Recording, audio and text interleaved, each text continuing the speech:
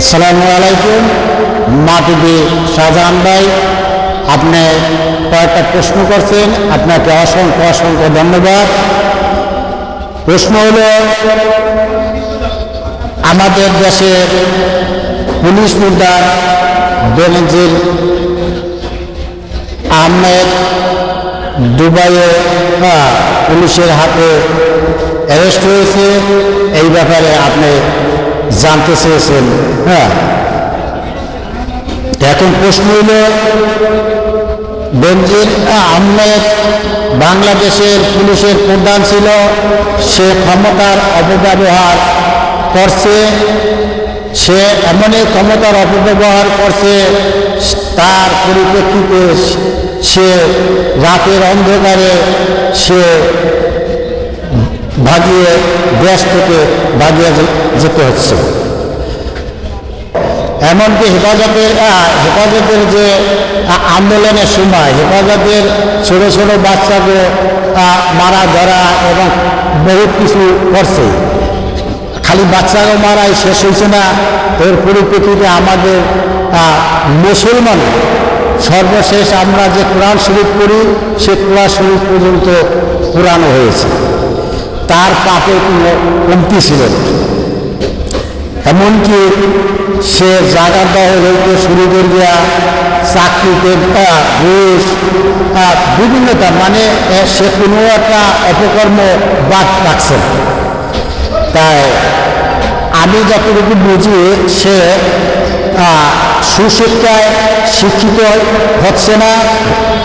সুশিক্ষায় শিক্ষিত হলে এবং সুশিক্ষায় দিয়ে যে পুলিশ অফিসার হয়, সে দক্ষতা যার ভিতরে থাকে, সে উপরে আলার কথা তার শোনা লাগে না। এর প্রমাণ হল যে আমাদের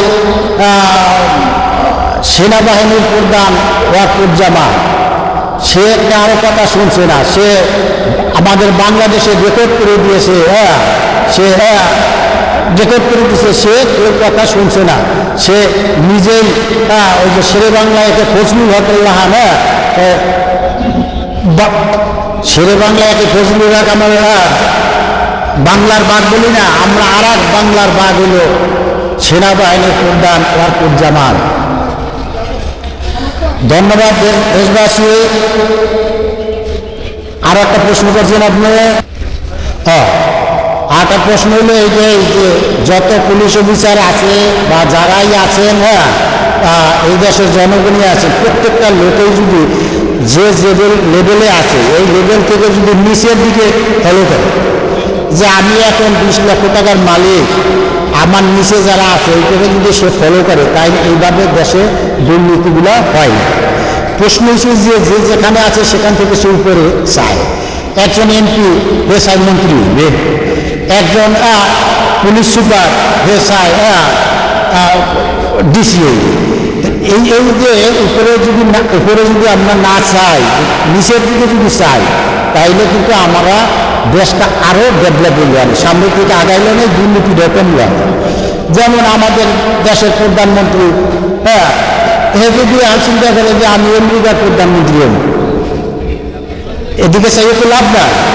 আমাদের চাইতে যে আমি যে লেভেলে আছি তার চেয়ে আমার নিচের লেভেলে চাইছি, নিচের লেভেলে চাইলে আমরা দেশের জন্য কাজ করতে পারবো এবং আমিও নিজে সঠিক থাকতে পারবো।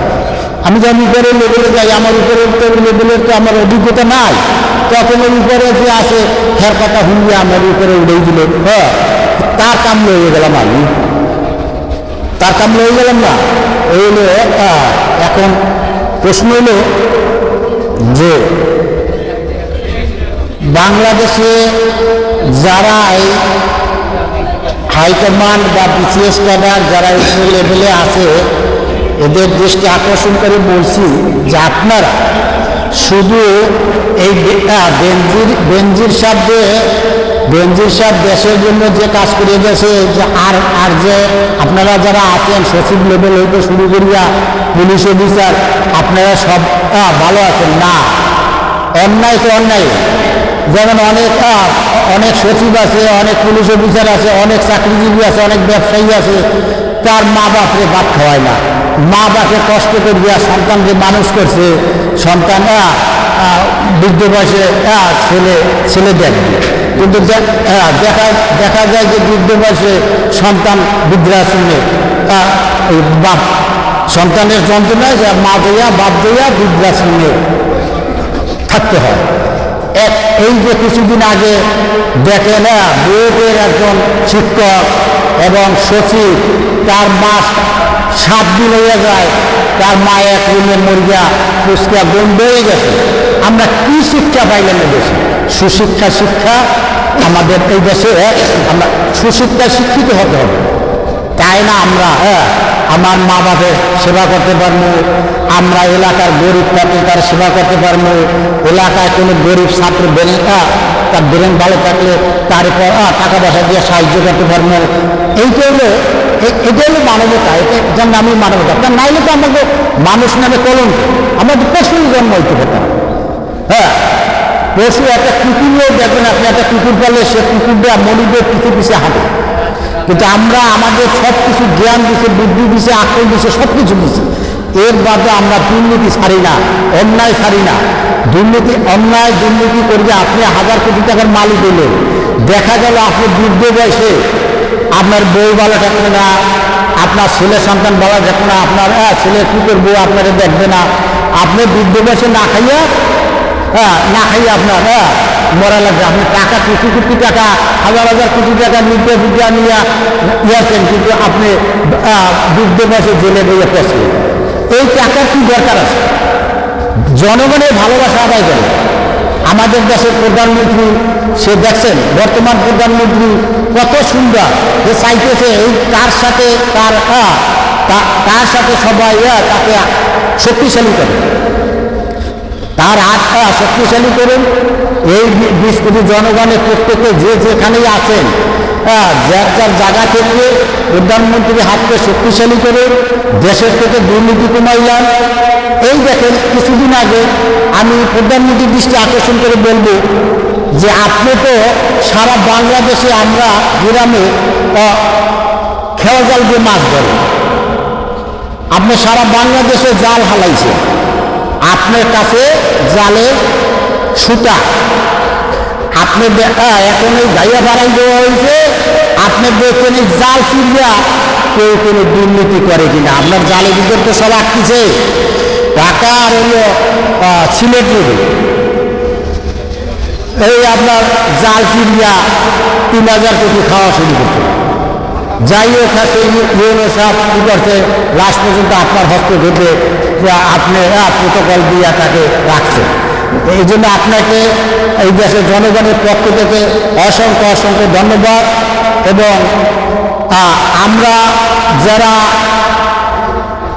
গরিব এবং মধ্যবিত্ত আছি, আমাদেরও দ্রব্যমূল্যরা যাতে একটু নিয়ন্ত্রণে থাকে। আরও একটা সাধুবাদ জানাই মাননীয় প্রধানমন্ত্রীকে, যে আমি এই বোঝা আমি অন্তত 30 বছর যাবত এই বাজেটগুলো দেখতেছি, শুনতেছি।